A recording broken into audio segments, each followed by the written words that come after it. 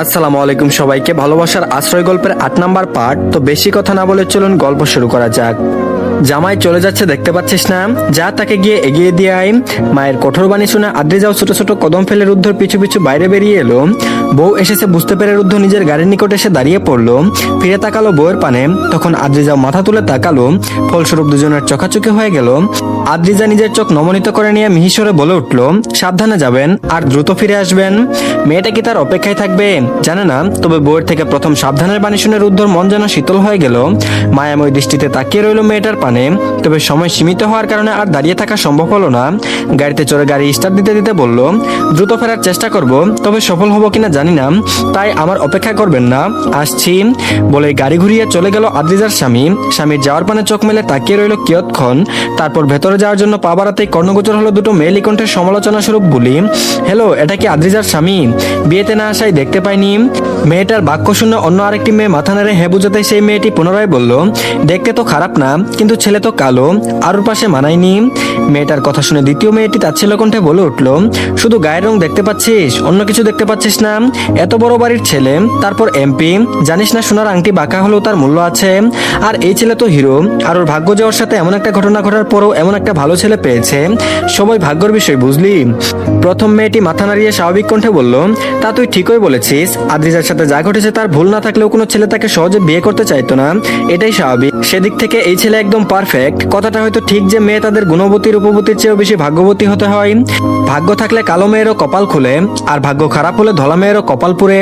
আমাদের আরো সত্যি অনেক ভাগ্যবতী।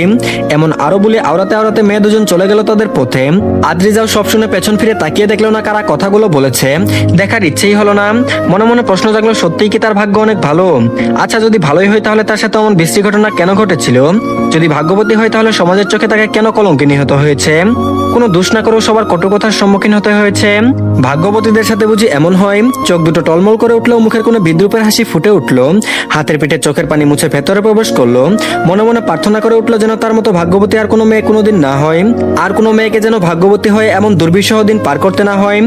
আর এদিকে ব্রেকফাস্টের পাট চুক্তে ননদার ছোট দুই দেবর নিয়ে বসার ঘরে সোফায় বসে রইল আদ্রিজা। টুকটাক গল্পে মত্ত হলো। তখন ওই সেখানে তমালের আবির্ভাব ঘটলো। ছেলেটা কখন কোথায় থাকে তা বোধহয় নিজেও জানে না। ছেলেকে দেখে তমালিকা বেগম খেতে ডাকলেন, কিন্তু তমাল না খেয়ে গিয়ে আদ্রিজাদের দিকে এগিয়ে গেল। রায়ার সম্মুখে দাঁড়িয়ে রাগি চাহনি নিক্ষেপ করে বলে উঠল, এই বাচ্চা মেয়ে, এখান থেকে ওঠো, এখানে আমি বসবো। রায়া ডেব ডেব করে তাকালো তমালের পানে। কতটা অভদ্র ছেলে, আবার তাকে বাচ্চা বলছে। রাগ হলো রায়ারও। ভাইয়ের কথা শুনে আদ্রিজা লজ্জা পেল। মেয়েটা তাদের অতিথি, আর ছেলেটা এমন বিহেভ করছে। আদ্রিজা নিজের স্থান থেকে নম্র স্বরে বলল, ভাইয়া তুমি আমার জায়গায় বসো প্লিজ, ওকে কিছু বলো না। তমাল তেসরা নজরে তাকিয়ে রায়ের উদ্দেশ্যে বলে উঠল, আমি এখানেই বসবো। এই মেয়ে, যাও তোমার ভাবির জায়গায় তুমি বসো। দূর থেকে তমালিকা বেগম শুনতে পেয়ে চটজলদি ছেলের উদ্দেশ্যে বলে উঠলেন, অতিথিদের সাথে খারাপ ব্যবহার করবি না তমাল, এখানে খেতে আয়। তমাল মায়ের কথা আমলও নিল না। রাগ হলেও আত্মীয় বাড়ি এসে রাগ ঝাড়ার মতো মেয়ে রায়া নয়, তাই সেখান থেকে সরে বসলো মেয়েটা। তমাল বিজয়ের হাসি এসে সেখানে বসে পড়লো। রায়া নিশ্চুপে দাঁড়িয়ে থাকা ভাবিকে টেনে নিজের পাশে বসালো। পুনরায় তাদের মাঝে টুকটাক আড্ডা শুরু হলো। আকস্মিক মায়ান আবদার করে উঠলো, ভাবি আমাদের একটু তোমাদের এলাকাটা ঘুরিয়ে দেখাও না, আমরা তো এখানে থাকি না, তাই তেমন ঘোরাও হয় না, চলো প্লিজ। ভাইয়ের কথা শুনে রায়াও উৎফুল্ল হয়ে সাইজা নিয়ে ভাবির উদ্দেশ্যে বায়না করে বলে উঠলো, হ্যাঁ ভাবি চলো প্লিজ, কোথাও ঘুরে আসি, এভাবে বসে থাকা যায় বলো? আদ্রিজা পড়লো বিপাকে। সে তো এমনিতেও কোথাও যায় না, আর এখন আব্বুও বাড়িতে নেই, তাহলে সে একা কি করে যাবে? তাছাড়া তার আশেপাশে ঘোরারও কোনো ইচ্ছে নেই, কিন্তু মুখের উপর কি করে না করে দিবে? কি করবে বুঝতে না পেরে ঘাড় বাঁকিয়ে ভাইয়ের পানে তাকালো। শুকনো ঢুক গিলে বলল, ভাইয়া তুমি ওদের একটু ঘুরিয়ে আনবে কাছাকাছি, একটু সময়ের জন্য। বোনের আবদার শুনে তমালের মাঝে তেমন কোনো ভাবান্তর দেখা গেল না। তবে তেসরা কণ্ঠে বলল, তোর দেবর তোর ননদ, তাহলে আমি কেন ঘোরাবো? তাছাড়া ঘোরাতে টাকা লাগে, আর আমার কাছে টাকা নেই। কথা শেষ করে শরীরটা সোফায় এলিয়ে দিল। রায়া ফিক করে হেসে উঠল। এত বড় ছেলের কাছে সামান্য টাকা নেই শুনে। রায়ার হাসি শুনে তমাল ছোট ছোট চোখ করে তাকালো মেয়েটার পানে। হয়তো এতে হাসির মানে বোঝার চেষ্টা চালালো। তবে বোনের পানে কোনো ছেলেকে অভাবে তাকাতে দেখে মায়ান ধমকের স্বরে বলল, ভাইয়া আমার বোনের দিকে অভাবে তাকাবেন না, বড় ভাইয়া বলেছে সবসময় বোনকে রক্ষা করতে। আপনি একটা খারাপ লোক, ভাবির সাথেও খারাপ ব্যবহার করেন, পচা লোক আপনি। মায়ান এতটুকু বলে থামতেই হিয়ান বলে উঠলো, আপনি একটা দুষ্ট লোক, বাচ্চাদের আবদার পূরণ করেন না। আমার বড় ভাইয়া বা ছোট ভাইয়া হলে একবার বলাতে নিয়ে যেত, আমাদের ভাইয়ার মতো হবেন, খারাপ লোক। ছোট ভাইদের তাকে রক্ষা করতে পাকা পাকা কথা শুনে রায়া আরো জোরে হেসে উঠলো। দুটো সব শিখেছে তার বড় ভাইয়ার থেকে। এদিকে দুজনের কথা শুনে আদ্রিজা আর তমালের চোখ কোটর থেকে বেরিয়ে আসার উপক্রম।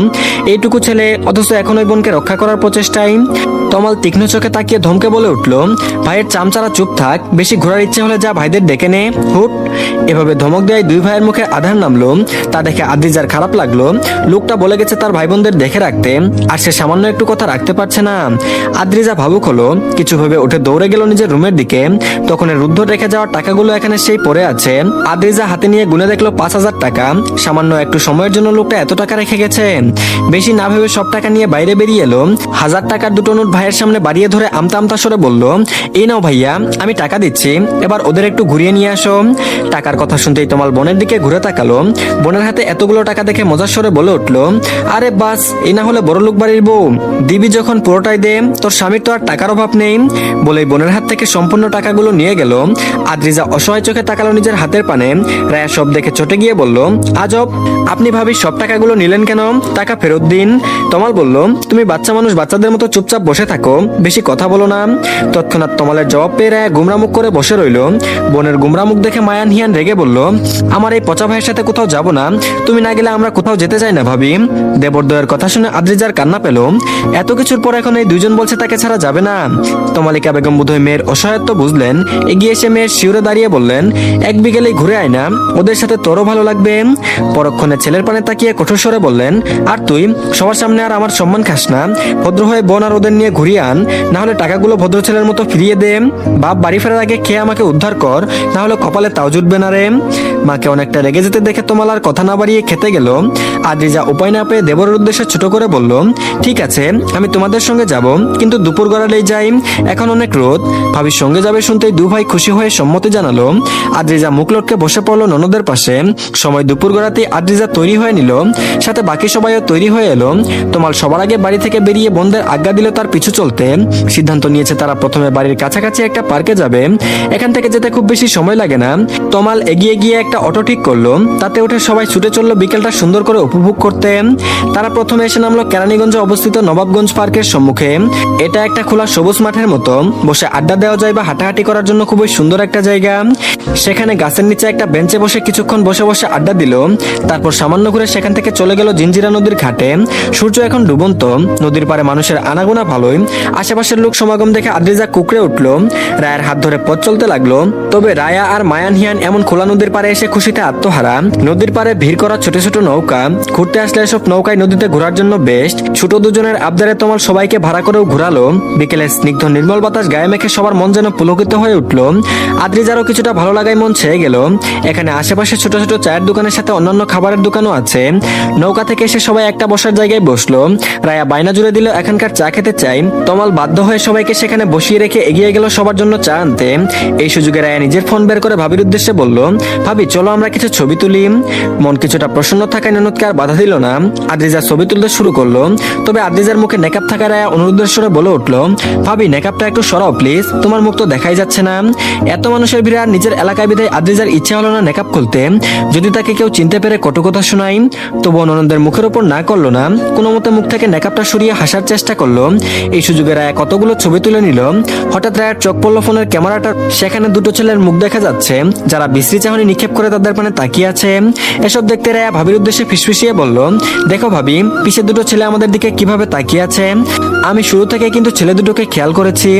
কোনো ছেলে তাদের দেখছে শুনতে আদ্রিজা ব্যস্ত হয়ে নিজের মুখখানা নেকাবের আড়ালে ঢেকে নিল। ভয় পেয়ে রায়ের হাত শক্ত করে আঁকড়ে ধরে বলল, চলো আমরা ভাইয়ার কাছে গিয়ে দাঁড়াই, এখানে আর থাকতে হবে না। ভাবিকে এমন শক্ত করে হাত ধরতে দেখে ছোট রায়াও ঠিক বুঝলো তার ভাবির ভয়। এখানে বড়রাও তেমন কেউ নেই, তাই ঝামেলা করার চেষ্টা করলো না রায়া। ভাইদের নিয়ে সম্মুখে এগিয়ে যেতে ধরলো। তখন সেই ছেলে দুটো রায়াদের পথচ্যুত করে দাঁড়িয়ে পড়লো। এতে আদ্রিজা আরো কিছুটা ভয় পেয়ে গেল। রায়া রেগে গেল, কঠোর স্বরে বলে উঠলো ছেলে দুটোর উদ্দেশ্যে, আজব, এভাবে পথচ্যুত করে দাঁড়িয়েছেন কেন, সরুন সামনে থেকে। ছেলে দুটো মানলো না। বিশ্রী হেসে আরো কিছুটা নিকটে এগিয়ে এসে মজার স্বরে বলল তাদের মধ্যে একটি ছেলে, এমন করে বলতে নেই সোনামণি, তোমরা দুজন তো সেই টসটসে গো, চলো না একটু আলাদা সময় কাটাবে আমাদের সাথে। এমন কথায় রায়ের রাগ যেন আরো বেড়ে দ্বিগুণ হলো। আদ্রিজার চোখ ভিজে উঠলো, শরীর কাঁপতে শুরু করলো।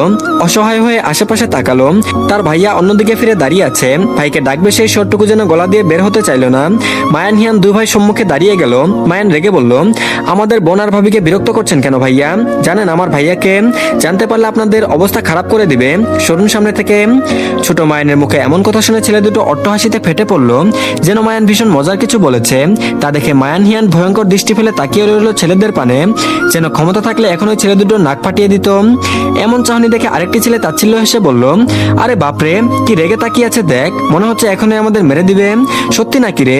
ছেলেটা থামতে অন্য আরেকটা ছেলে হাসি কিছুটা সংযত করে বাজে ইঙ্গিত দিয়ে বলল, ইস কি সুন্দর লাগছে রে তোদের। তা আমার শালা হবি এক রাতের জন্য? তোর বোন আর ভাবিকে এক রাতের জন্য নিয়ে যাই। শুনতেই আদ্রিজা আতঙ্কে রায়ার সাথে মিশে রইল। রায়া নিজেও কিছুটা ভয় পেয়ে গেল। মায়ান হিয়ান এতটা না বুঝলেও এটা ঠিক বুঝলো যে লোক দুটো ভীষণ বাজে কিছু বলেছে। হিয়ানেতে রেগে গিয়ে একটা ছেলেকে দু হাতে ধাক্কা দিল। ছোট হাতের ধাক্কায় ছেলেটা তেমন কিছু না হলেও রেগে গেল প্রচন্ড। ছেলেটা তেড়ে এলো হিয়ানের কাছে, ছোট বাচ্চাটার গলাটা ঠেসে ধরলো। মায়ান হিয়ান দুজনেই ভয়ে কান্না জুড়ে দিল, হাত ছাড়াতে ব্যস্ত হলো। তমাল তখন ওই চা নিয়ে এদিকে ফিরে তাকালো। সম্মুখে তাকিয়ে এমন অবস্থা দেখতেই হাতে ধরা চায়ের কাপ দুটো নিচে পড়ে গেল। দৌড় লাগালো বোনদের কাছে আসার জন্য। তবে সে পৌঁছানোর আগে ছেলে দুটো পেছন থেকে অন্য একটা গমগমে পুরুষালী স্বর ভেসে এলো। এমন ভয়ঙ্কর স্বরের জন্য যথেষ্ট ছেলে দুটোর মনে ভয় সৃষ্টি করতে, যা শ্রবণ হতে হিয়ানের ধরা গলা হাতখানা ঢিলা হয়ে যেতে বাধ্য হলো। সামান্য এক বাক্যে যেন নীরব প্রলয় সৃষ্টি করতে যথেষ্ট ছিল। তারপর বলল, যদি তোদের জীবনে এতটুকু মায়া থাকে তো ওর গলা ছেড়ে দে। কিছু বলার থাকলে এদিকে ফিরে বল, দেখি তোদের কি উপকার করতে পারে এই এমপি।